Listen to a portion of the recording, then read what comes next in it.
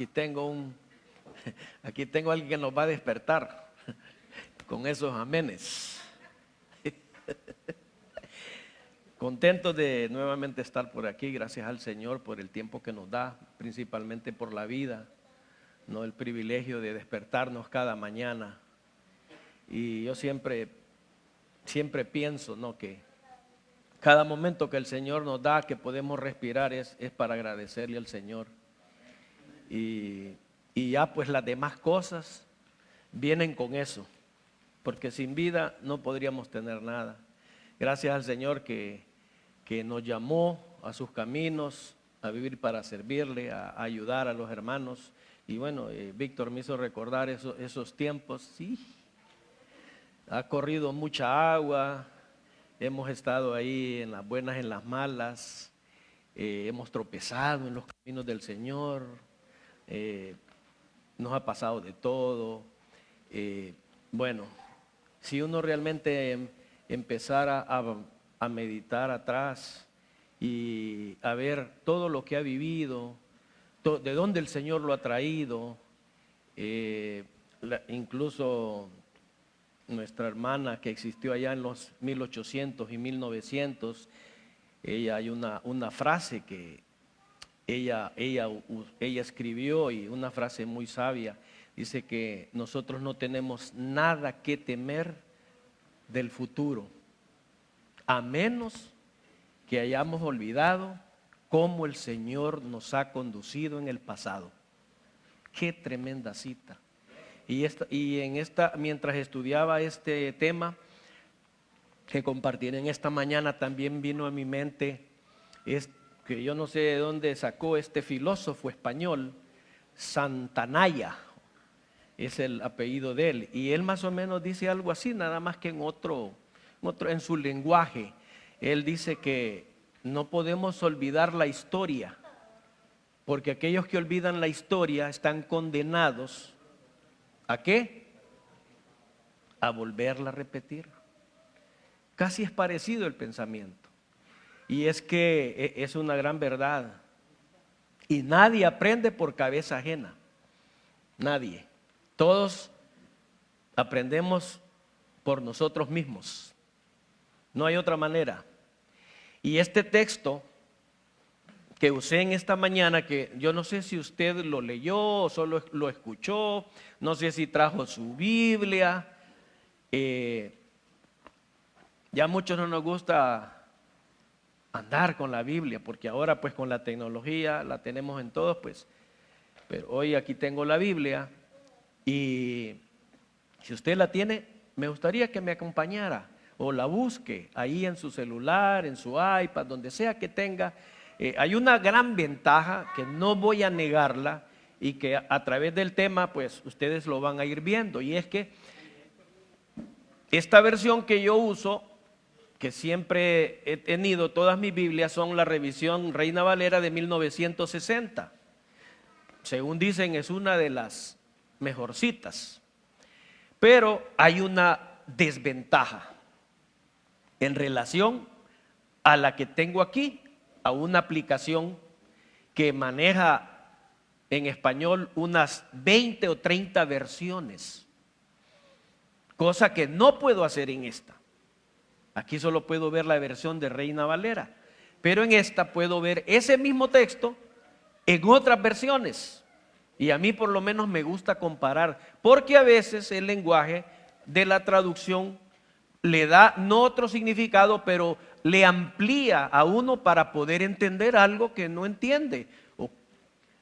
Ahora, este texto de Isaías 58:12, si lo tiene ahí, qué clarito se ve con los lentes. Los años pasan y todo uno va deteriorándose. Si Isaías 58:12 nos dice, que fue el texto bíblico que usamos, y los tuyos edificarán las ruinas antiguas, los cimientos de generación y generación levantarás, y serás llamado reparador de portillos, restaurador de viviendas en ruinas. Para los que somos y tenemos mucho tiempo en la iglesia, sabemos que este texto, nuestra iglesia lo ha utilizado. ¿Por qué? Porque a través de la historia las verdades bíblicas se fueron perdiendo, se habían olvidado, y la iglesia adventista trajo de vuelta todas estas creencias que habían quedado olvidadas, muchas de ellas, incluido que hasta nuestro nombre está el cuarto mandamiento. Y por eso es que dice reparador de portillos, porque todo había estado destruido, caído por mucho tiempo. Y nosotros como pueblo, una de nuestras misiones es esa: levantar las verdades bíblicas y compartirlas y decir: hey, mundo, esto está vigente, esto no está obsoleto, esto no está olvidado, esto no está abolido. Sigue siendo tan verdad como en el pasado, hoy también. Nosotros somos un pueblo especial. Somos un pueblo no solo especial, sino que somos un pueblo profético, nacido de una profecía, a partir de una profecía. Tristemente, del Gran Chasco, allá en 1844. Si usted no lo sabía, bueno, nuestros pioneros, nosotros hoy tenemos las comodidades que ellos no tenían. Para empezar, luz eléctrica. Se alumbraban con candiles. No tenían una concordancia bíblica, ni en libro. Nosotros allá, en los tiempos de que nosotros empezamos a ser adventistas, no existían estas cosas. Había que buscar en las concordancias, no sé si todavía por ahí tengo alguna, para ver otros textos. Hoy eso ya no se usa. Hoy nosotros si no nos acordamos de un texto bíblico dónde es que está, no vamos a andar ahí buscando en todas las hojas de la Biblia, sino que ¿qué?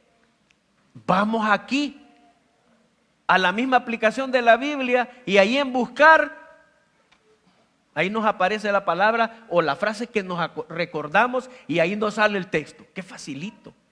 Nuestros hermanos pioneros en aquel tiempo no tenían todas estas ventajas que hoy en día nosotros tenemos, todas las comodidades. A nosotros nos los han puesto todo en bandeja de plata. Y aún así, nosotros no las aprovechamos. Nuestra iglesia siempre ha sido, en algunos aspectos, no nuestra iglesia, sino algunos de nuestros hermanos, hacen más hincapié en las fechas, en los nombres, que hasta puede convertirnos en un orgullo desmedido y lo cambiamos por un cristianismo genuino, y a veces por eso pecamos y nos vamos a los extremos. Tristemente decimos, por ejemplo, o pensábamos, o en alguna vez hemos pensado: soy adventista, ya me bauticé. O algunos hasta porque pensamos que somos miembros de la iglesia, ya somos salvos.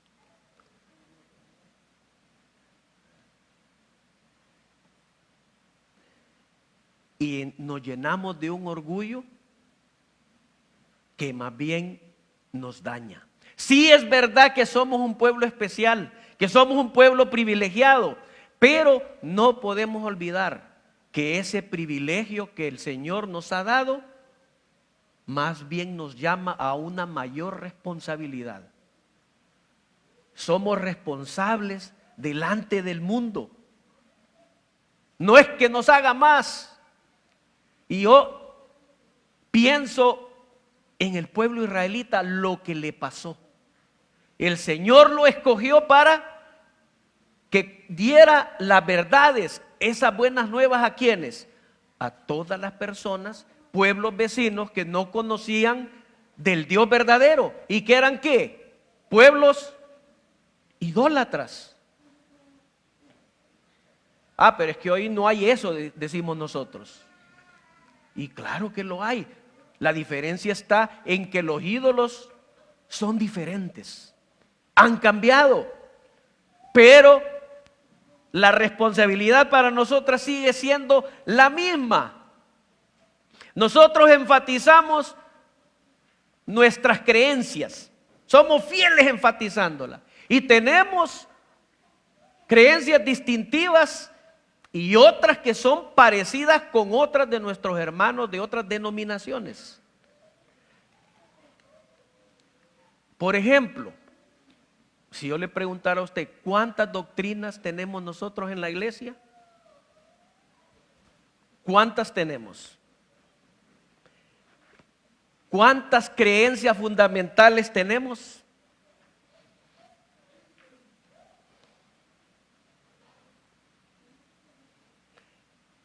Nosotros nos venimos, nos bautizamos, muchos recibimos la fe de Jesús, pero desconocemos tantas cosas de nuestra iglesia, de nuestra identidad. Nuestra identidad. Y por eso es que nosotros como iglesia no crecemos, porque somos cristianos nominales, porque nos bautizamos. Pero dice, bautizándolos, ¿qué dice después? Enseñándoles. Hay que seguir aprendiendo, hay que seguir estudiando. No podemos quedarnos solo con que sí, ya me bauticé, ya. No, es nuestra responsabilidad seguir estudiando y escudriñando. ¿Por qué? Porque en ellas os parece que tenéis la vida eterna. La iglesia adventista tiene 6 doctrinas. 6 doctrinas. Solo son 6. Pero esas 6 doctrinas se dividen en 28 creencias fundamentales. No nos confundamos. Y usted puede ir ahí, si no tiene este libro, como adventista debería tener. Esto es lo que nosotros creemos. Nuestras 6 doctrinas divididas en 28 creencias fundamentales, todas basadas en la palabra del Señor. Algunas de ellas las compartimos con otros hermanos de otras denominaciones. Otras no. Son muy originales. Por ejemplo, tenemos la doctrina de la segunda venida de Cristo. ¿La compartimos con otros de otras denominaciones? ¿Creen otros también en la segunda venida? Sí. Ahora, ¿creen otros como nosotros creemos en la segunda venida de Cristo? No.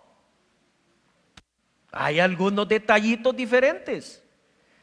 Ahora, también tenemos el sábado. ¿La compartimos con otros? Sí, hay varios, unos cuantos, no muchos, pero hay quienes todavía observan el 4º mandamiento. El milenio, los 1000 años, también. El estado de los muertos. ¿Hay diferencia como nosotros lo creemos en cuanto a otros? Sí, y bastante. El don de profecía y por ahí. En esta mañana a mí me gustaría hablar de un par de estas. Este prácticamente es un sermón doctrinal, de que refresquemos en la memoria. ¿Y por qué? Porque yo he notado de mucho tiempo atrás que aún entre nuestros hermanos de la iglesia andamos creyendo cosas diferentes a las que realmente hemos aprendido o enseñamos.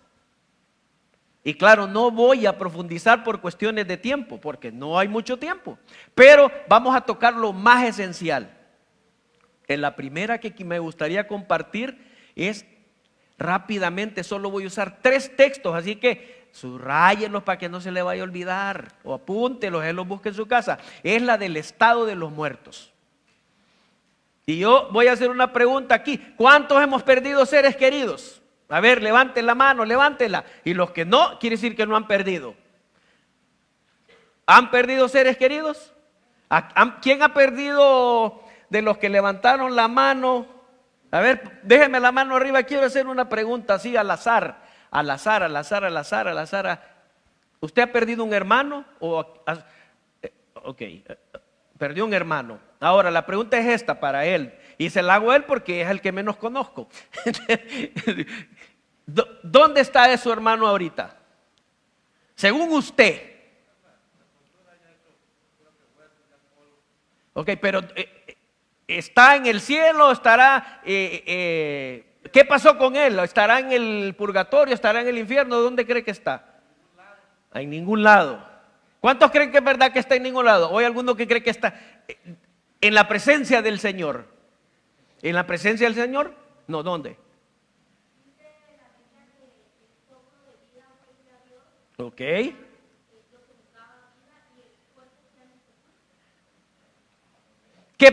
Una pregunta. ¿Dónde estaba usted antes de nacer? No, antes de nacer no estaba en la tierra. No. ¿Dónde estaba usted antes de nacer? ¿Ah? ¿Verdad? Ya se puso ahí a pensar. ¿Dónde estaba usted antes de nacer? No, antes de nacer, antes de ser engendrado. Pues vaya la pregunta.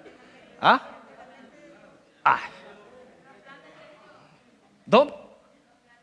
Bueno, los planes de Dios, sí, está bien, amén, hermana. Pero allá lo que hizo otro hermano, no estaba en ningún lado. Sencillamente. Ahora, no estaba en ningún lado. Igualito es, vamos a ir a ese texto que citó la hermana, Génesis 2:7. Ayúdenme y yo se lo voy a leer. Génesis 2:7, o nos lo ponen ahí. Génesis 2:7. Aquí está cómo nos formó. Yo a veces digo, pero si la Biblia es tan clara. Génesis 2:7. Génesis 2:7 dice: entonces el Señor formó al hombre ¿de qué? Aquí esta versión Reina Valera dice del polvo de la tierra. Si usted busca otras versiones como una versión que hay, la de traducción actual o la nueva versión, usa la palabra barro. En inglés, si usted busca la King James, dice clay, que es lo mismo, ¿no? Lodo, exactamente, gracias. Y luego sigue diciendo, y entonces el Señor formó al hombre del polvo de la tierra y dice que sopló en su nariz, ¿qué cosa? Aliento de vida. O sea, en otras palabras, aquí claro está que el Señor usó dos cosas. El lodo, me imagino, vaya, que el lodo está compuesto de, vamos a decir, de tierra y agua, líquido, ¿no? Ahí está. Cuando nosotros éramos pequeñitos en mi barrio, ahí, nosotros no teníamos juguetes, no teníamos nada. Y yo tenía un amigo, Oscar se llamaba también, y éramos compañeros y vecinos. Y él tenía un talento especial. Era, pero excelente, construyendo con barro todo tipo de muñequitos, de carros, de avioncitos, de helicópteros, de todo construía y los ponía a secar al sol un día antes, y el día siguiente nosotros con eso jugábamos. Esos eran nuestro Atari, nuestro Xbox, todo ese tipo de cosas. Y ahí éramos felices nosotros jugando en el lodo. No mucho porque se volvían a deshacer si se mojaban. Pero la cosa es que hizo el Señor un muñeco, y dice que a ese muñeco el Señor sopló. Ahora la pregunta, ¿Adán era ese muñeco que estaba ahí? ¿Adán era ese soplo que le dio el Señor ahí? ¿Cuántos sí o cuántos no? ¿Adán era el muñeco solo? Veo unos que dicen sí. No. Adán no era ni el muñeco, ni tampoco era el soplo. Era la unión de ambos. Cuando el Señor sopló, esas dos materias, esos dos elementos que se unieron, pasaron a ser, dice, un alma viviente, un ser humano, un hombre, una mujer, esas dos cosas. Pero cuando estuvieron así, el muñeco por acá y el Señor antes de darle el soplo, no era nada, no existía. Hasta que no hubo esta unión, entonces es que no apareció eso. Ahora, ahí ya es un ser viviente. ¿Y qué pasa cuando morimos? ¿Qué pasa cuando morimos? Hay un qué. Es a la inversa. ¿Se da cuenta? Lo que pasó en el comienzo, que hubo esa unión, es cuando nacemos. Y cuando morimos lo que hay es una separación, un desprendimiento. ¿Dónde dice eso? Me lo inventé yo. No, vamos ahí al libro de Eclesiastés, capítulo 9. Eclesiastés, capítulo 9, versos. Eclesiastés, capítulo, no, déjeme ver, no, Eclesiastés 12. Vamos a ver primero Eclesiastés 12 y después vamos a ir a Eclesiastés 9. 12, ay, estoy en Proverbios. Eclesiastés 12, verso 7, ahí está. Antes que el polvo vuelva ¿a dónde? A la tierra como era, y el espíritu, el aliento de vida, el soplo de vida, vuelva a Dios que lo dio. ¿Qué pasa con ese barro, con ese asunto, con la materia que el Señor hizo ahí, el muñequito? El día de la muerte. ¿Y qué pasa con el aliento de vida y el espíritu, el soplo? ¿Para dónde va a volver? ¿Por qué razón? Porque lo dio. Ahora, vuelve la pregunta. ¿Eso que vuelve a la tierra soy yo ahí? ¿O el aliento que fue allá al cielo, el espíritu ese, el soplo de vida, soy yo allá en el cielo, que se fue con Dios? ¿Soy? No. No soy yo. El ser humano es estas dos cosas unidas, juntas, together. Pero una vez que se separa, ¿y saben por qué digo esto? Ay, sí, eso ya me lo sé. Y yo he escuchado a personas que dicen, ya goza de la presencia del Señor. ¿Cómo?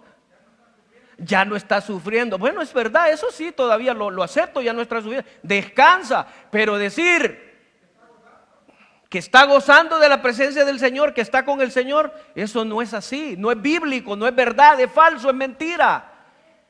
El que muere ahí, muere, nadie sigue viviendo. Después de la muerte, cuando hay en esta tierra, cuando muere, muere. ¿De quién fue esa mentira? De decir que sigue viviendo. De Satanás. Él le dijo a Adán y a Eva, no moriréis. Y esa mentira hoy sigue rodando y ha dado rienda a abrir a nuevas, vamos a decir, creencias, incluso tristemente dentro de nuestros hermanos. ¿Pero por qué? ¿Cómo? Porque no leen, no estudiamos, se da cuenta, no estudiamos. Y qué tristes nosotros cuando sabemos lo que dice la palabra del Señor, pero aún sabiendo, creemos otras cosas. ¿Y sabe qué? Es lo triste, que eso no es cuestión de nosotros. Si esto le pasó también a los hombres de la Biblia, que sabía que eso no era así, y se fue por ahí. ¿Quién fue ese? Saúl, el primer rey de Israel. ¿Y qué pasó con Saulito? Imagínense, un día se descarrió de los caminos del Señor, como nos puede pasar a cualquiera. Pero vino a la guerra, vinieron las guerras y le consultó al Señor y el Señor no le contestaba. Y le consultó a los profetas, no le contestaba. Y le consultó a Urín y nada que le hablaba. Entonces dijo él, lo que él antes había hecho de mandar a matar a los adivinos, a los brujos, a todos, a desarraigarlos, porque eso decía la palabra del Señor, vino y se fue a consultar una, porque quería consultar ¿a quién? Al profeta. Sí, fue donde la adivina para que le trajera al profeta Samuel. Y ahí por ahí vienen algunos que creen, no, ahí está la prueba. Mire, ahí está, ¿ve? El muerto que había muerto no estaba muerto. Y ahí está. Saúl le consultó y vino la adivina de Endor le trajo a Samuel. Pero cuando usted estudia con detenimiento esa historia en 1 Samuel capítulo 28, se da cuenta que no era Samuel, que era Satanás, que eran los demonios. Porque la Biblia no se puede contradecir. O sea, A Saúl no le hablaba el Señor, no le hablaban los profetas, no le hablaban ni el Urim ni el Tumín, pero sí le iba a mandar el Señor entonces a un espíritu que le hablara. No tiene ni lógica. Pero esto es lo que dice la palabra de Dios. Bueno, y entonces para avanzar, ¿cuándo estas personas que dejaron de existir y que todos nuestros seres queridos que han fallecido, mi papá, mi mamá, mi hermano, no están en ningún lado, ni arriba ni abajo, ni desechos, ni allá? Esos dos elementos simplemente volvieron al lugar de donde vinieron. Vinieron y regresaron. Sencillo. ¿Cuándo volverán a vivir todos los que murieron en Él? ¿Cuándo volverán a vivir todas las personas? ¿Cuándo volverán a ser seres vivientes? Bueno, entonces ahí es donde entra la doctrina número 2. La creencia, vamos a decir, que también una doctrina de la segunda venida de Cristo, que es otra de las doctrinas, como dijo, que tenemos parecida con otras denominaciones, pero nos diferencia en algunos aspectos. Y vamos a ir a la palabra del Señor. ¿Qué dijo Jesús que era y qué prometió el Señor? ¿Cuándo van a volver en realidad a vivir? Esos que creyeron, pero que por ahora descansan o no existen. Vamos a ver dos textos rapidito. Juan capítulo 11, el verso 25. Palabras de Jesús. Juan 11, 25.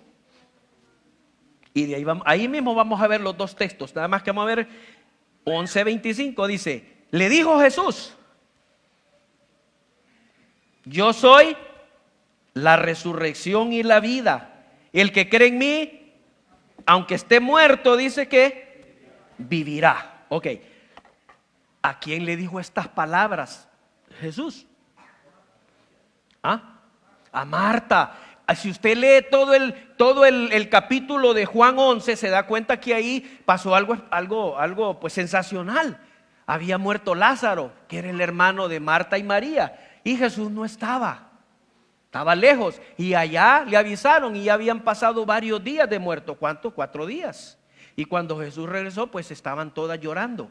Entonces miren lo que le dice. Oiga bien, ya en aquel tiempo, no sé por qué hoy hay algunos que creen diferente. Note las palabras de Marta en el verso 23. Vamos a leer desde del 21. Marta dijo a Jesús: Señor, si hubieras estado aquí, mi hermano no habría muerto. Verso 22.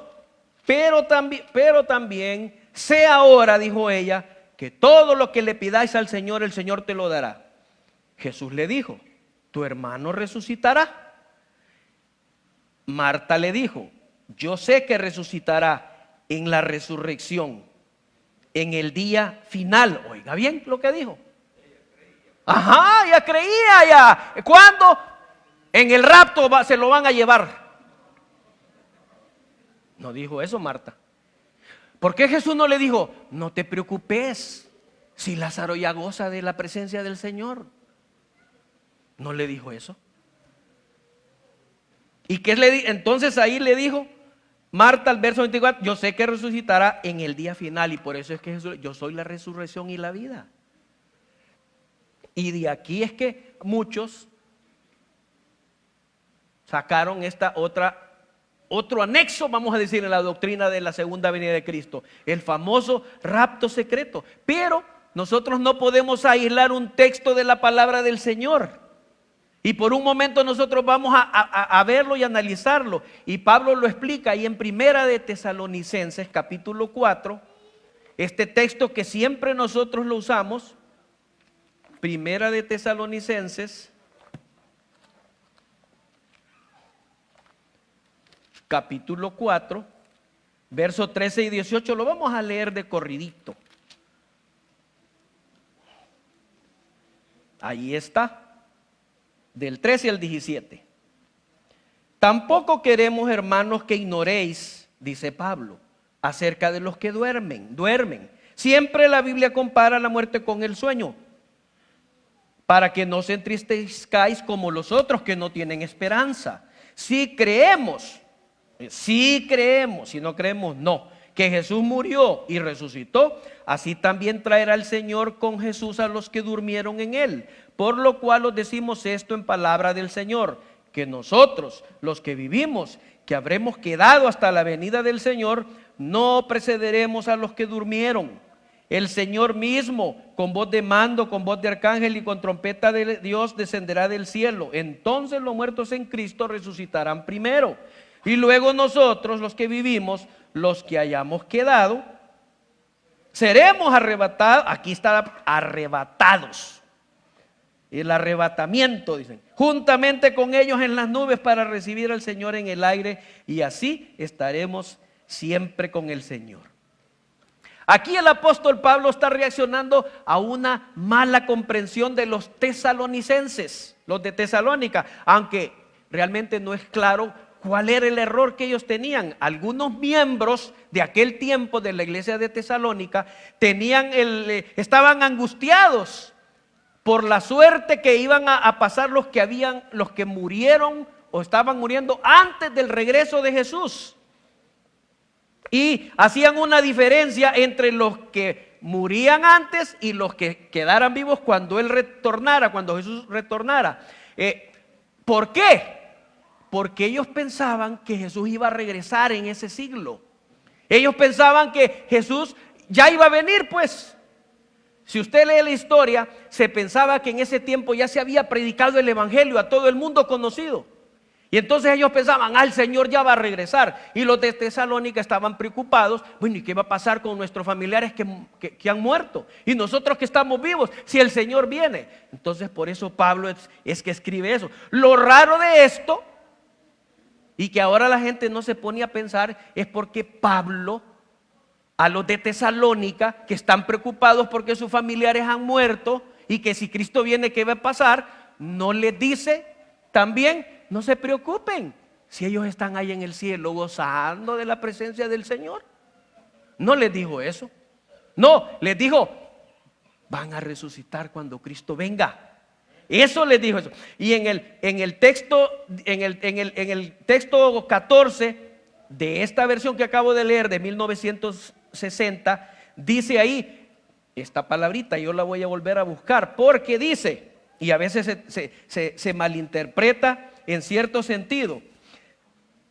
Aquí el verso 14, si creemos que Jesús murió y resucitó, dice aquí, así también que, ¿qué palabra tiene usted en la suya? Traerá Dios con Jesús a los que durmieron en él. Traerá, oiga bien, traerá. Ahí como que da, a ver si busco esta. Llevados, dice esa 14, ok, traerá con Jesús, da la impresión que es que vienen con Jesús, ¿sí o no? Traerá con Jesús, dice, pero eso dice esta versión. Pero cuando usted va y mira la nueva versión internacional, y que dicen algunos llevados, esta otra, que es la traducción actual, dice así: nosotros creemos que Jesucristo murió y resucitó, y que del mismo modo el Señor, no dice traerá, sino dice resucitará a los que vivieron y murieron confiando en Él. Ya no dice traerá. Los que durmieron en Él. Y hay quienes en esta frase ven por eso que es esto, que ya están en el cielo y que están viniendo con Jesús. Pero yo pregunto, si vinieran con Jesús, entonces ¿para qué los va a resucitar? No tiene lógica.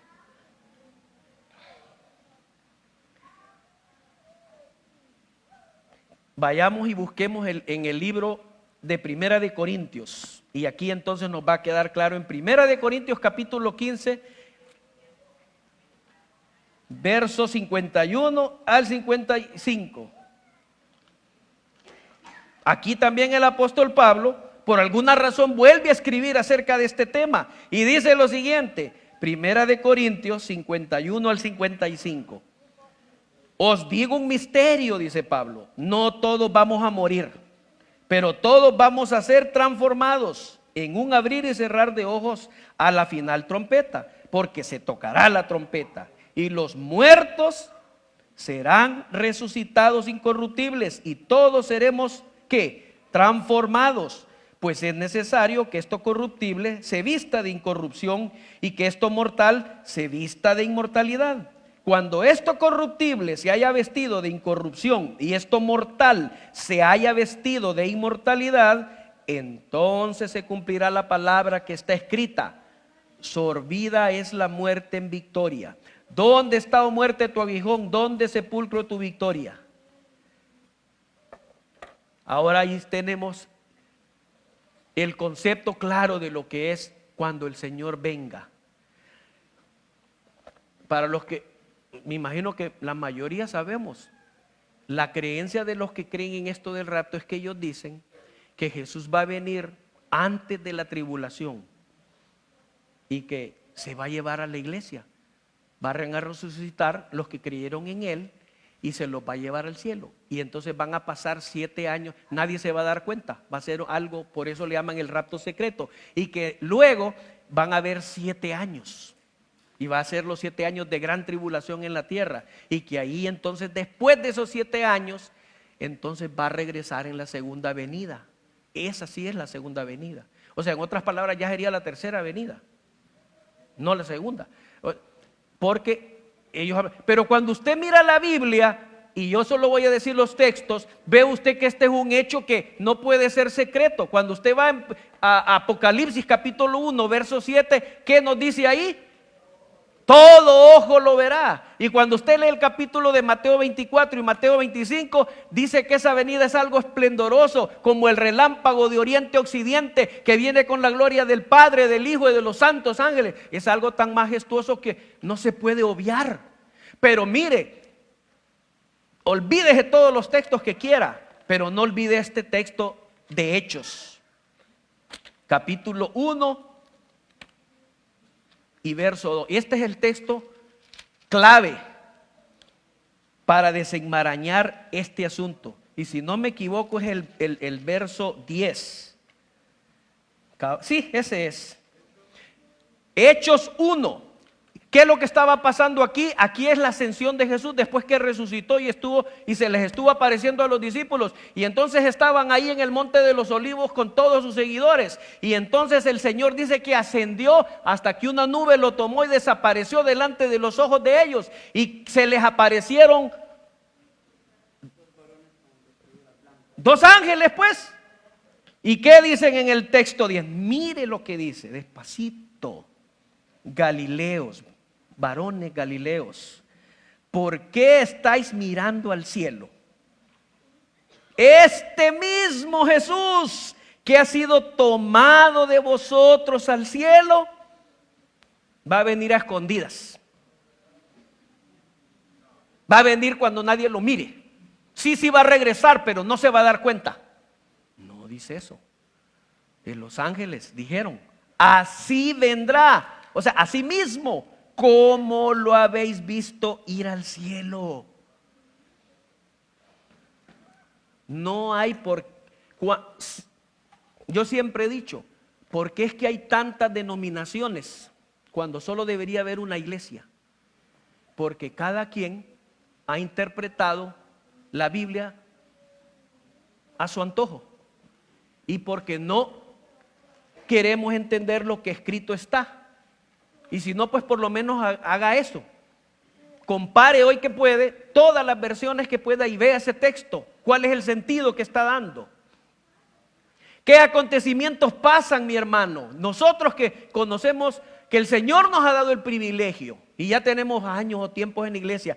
¿Qué acontecimientos pasan antes de la segunda venida de Jesús en esta tierra? ¿Qué es? ¿Cuáles usted se recordaría? Bueno, el gran terremoto, yo le doy uno, el sellamiento. ¿Qué otra cosa va a pasar antes de que venga Jesús? ¿Ah? Esa pelea va a haber despuesito, vamos a esa pelea en el cielo, tiene razón. Pero, ¿qué otro acontecimiento pasa antes de la segunda venida? La lluvia tardía. El zarandeo. Otro que no sea Mario. ¿Ah? El fuerte pregón, el tiempo de angustia más bien previo. ¿Qué más pasa antes? ¿O qué da comienzo a la segunda venida? ¿Qué evento comienza de cuando Cristo viene? Bueno, vamos al cielo ¿por cuánto tiempo? El milenio. Eso es lo que da comienzo al milenio, la venida de Cristo. Ajá, ¿y qué pasa durante el milenio? ¿Qué eventos usted se acuerda que pasan? Vamos a reinar en el cielo por 1000 años. ¿Y qué vamos a hacer allá? Bueno, no vamos a andar investigando. A nosotros a veces nos gusta investigar aquí, pero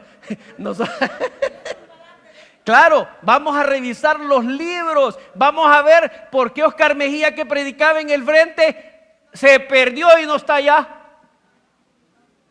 ¿Qué tal? Y allá entonces, a veces dicen que va a haber un video así, pero en grande, una pantalla, y ahí va a pasar la vida de Oscar Mejía. ¿En serio?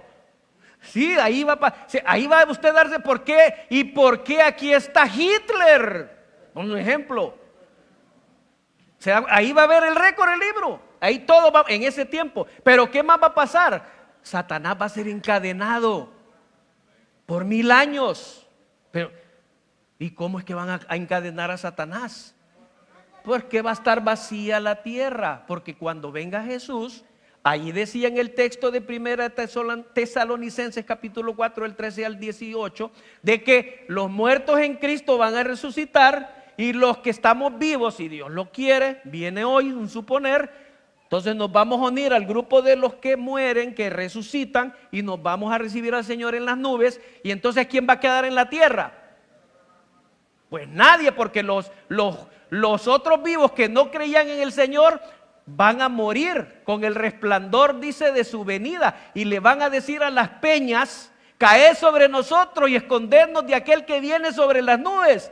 Entonces todos mueren. ¿Cómo queda la tierra? Totalmente destruida. El hermano dijo: un gran terremoto. Las montañas van a moverse de un lado a otro, las islas también van a desaparecer, va a ser un total caos. Entonces en ese milenio el enemigo Satanás no tiene ni modo que meditar en todas las maldades que hizo toda su existencia. En otras palabras, nosotros vamos a confirmar las sentencias que el Señor ya dio desde antes. Sencillamente. Ajá, ¿y qué pasa entonces después de los 1000 años? ¿Qué eventos pasan después de los 1000 años? Les estoy dando así como un paso cronológicamente de todas las cosas. ¿Qué pasa después de los 1000 años?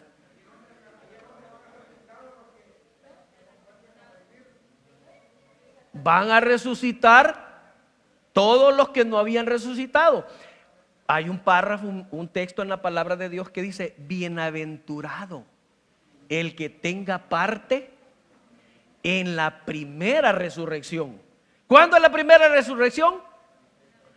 En la segunda venida de Cristo, antes de los 1000 años. Y la segunda resurrección es después de los 1000 años, después del milenio, y es la resurrección de los malos. Y entonces, ¿qué más pasa? Alguien dijo: bueno, desciende la nueva Jerusalén con Jesús y todos los que se habían ido al cielo para tomar posesión de esta tierra. Ya explicó en qué contexto. Y entonces Satanás, con todos estos malos, se arman, dice, para la batalla, para querer tomar posesión de la santa ciudad. Pero ¿qué pasa? Dice que del cielo descenderá fuego y los va a consumir. ¿Y a quién más va a consumir? Al dragón, a la bestia y al falso profeta y todos los malos. ¿Y qué pasará? Entonces el Señor hará cielos nuevos, tierra nueva, todo nuevo. Así como cuando usted va a la tienda y se compra un par de estos muchachos, un par de Nike que brillan y no dejan ni que se ensucien, así nuevecitos, brillantes, impecable, como cuando salió de las manos de Dios en el Edén, todo nuevo. Ahora, cuando nosotros nos podemos a pensar en el mundo que tenemos, usted y yo ¿Está cansado de tanto sufrimiento? ¿Está cansado de tanta maldad, de tanta inmoralidad? ¿Está cansado de ver morir a tus seres queridos, a tus buenos amigos, a tus mascotas? ¿Estás cansado de tanta injusticia, de tanta desigualdad, de tanta mentira, de tanta falsedad? Bueno, pronto viene el día cuando todo esto terminará. Pronto. Y entonces este texto de Apocalipsis 21, con ese estoy cerrando, Apocalipsis 21, versos 3 y 4, será una realidad. Apocalipsis 21, 3 y 4. Qué hermoso texto. Y oí una gran voz del cielo que decía: el tabernáculo del Señor está ahora con los hombres, en la tierra nueva y en los cielos nuevos. Así se titula el capítulo 21. Él morará con ellos, ellos serán su pueblo. Esta tierra nueva será el centro del universo. Enjugará el Señor, dice el verso 4, toda lágrima de los ojos de ellos. O sea, esas lágrimas se consumirán, no volverán a existir. Ya no habrá más muerte. Nadie más perderá un familiar, ni un cónyuge, ni nada. Ni habrá más llanto, ni clamor, ni dolor, porque las primeras cosas pasaron. Ese día, cielos nuevos, tierra nueva, el Señor. ¿Por qué razón el Señor va a la tierra nueva, el cielo nuevo, será la capital del universo? ¿Por qué el Señor escogió esta tierra? ¿Por qué el Señor no escogió otro mundo? Hay una razón, y es que es la razón de todo. Es que el Señor murió, vertió su sangre por ti. Y ese amor no es que no ame a los demás igual, sí, pero para Él el ser humano es especial, porque Él lo hizo, lo creó y lo redimió. Y eso te da a ti un valor como ningún otro. Nadie en la tierra, o mejor dicho en el universo, podrá contar la historia de lo que vivió la humanidad por la maldad del pecado y por Satanás y su rebelión. Solo usted y yo podemos contarle, dice el Conflicto de los Siglos en sus últimos capítulos, a todos los habitantes del universo esa experiencia. Y por eso el Señor vivirá con nosotros y podemos verle cara a cara, ya sin velo, porque el Señor nos transformará. La pregunta en esta mañana es: ¿quieres ser parte tú de los justos que si mueren y van al descanso puedan resucitar en la primera resurrección cuando Cristo regrese? O si no y estás vivo, ¿quieres ser de aquellos que se van a mantener fieles, pero que van a defender la verdad y van a ser fieles a Él, como dice esa famosa frase, como la brújula al polo? Te invito a ponerte de pie y decirle al Señor: sí, Señor, aquí estoy. Quiero serte fiel. Quiero vivir por tu palabra. No soy perfecto, estoy luchando, pero quiero vivir contigo. Padre amado que estás en los cielos, alabado y bendito sea tu nombre, Señor. Porque tú eres bueno, porque tú nos amas tal y como somos. Aún en nuestros errores nos miras con ojos de misericordia y siempre nos das oportunidades y nos levantas. Oh Padre bendito, bendice nuestras vidas. Ayúdanos a aferrarnos a tu palabra, porque es nuestra única garantía. Oh Señor, que seamos lectores asiduos de ella, que tomemos tiempo diario o en semana para estudiar y conocerte a ti. Bendice tu iglesia en todo el mundo. Sabemos que estamos en momentos difíciles en todo sentido. Sabemos que no queda mucho tiempo, Sabemos que tu venida es inminente. Oh Señor, que tú nos puedas guardar en tus brazos. Señor, si hasta aquí te hemos fallado, si hasta aquí hemos andado ahí desanimados, desalentados o con nuestro espíritu por el suelo, oh Padre bendito, toca nuestras vidas, toca nuestros corazones, ayúdanos a tener ese fervor que tú deseas que tengamos y que este privilegio que nos has dado de conocer tu verdad, que podamos también compartirlo con aquellos que todavía no lo conocen. Ayúdanos a hablarles a los demás con amor, aún a nuestros hermanos de otras denominaciones que tienen diferencias en un punto o en otro, que podamos tener ese tacto, ese amor y por sobre todo ese tiempo de oración, porque tu espíritu es el único que convierte. Gracias, Señor. Bendice tu iglesia de Fredericksburg. Bendice los líderes, el pastor, cada miembro, cada familia aquí representada y tu iglesia en todo el mundo.